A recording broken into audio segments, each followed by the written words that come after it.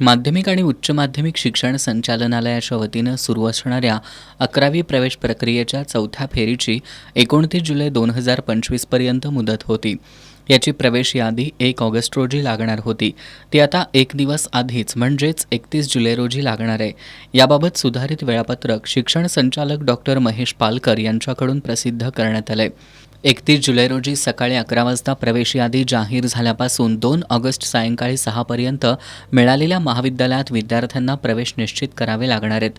यानंतर 4 ऑगस्ट रोजी सायंकाळी 6 वाजता पुढील रिक्त जागांची यादी जाहीर करण्यात येईल. कोल्हापूर जिल्ह्यासाठी कला, वाणिज्य आणि विज्ञान शाखा मिळून एकूण प्रवेश क्षमता 66,010 इतकी आहे. तिसऱ्या फेरीअखेर विज्ञान शाखेत 13,583, वाणिज्य शाखेला 4,430, कला शाखेला 5,891 असे एकूण 23,904 विद्यार्थ्यांनी प्रवेश निश्चित केलाय.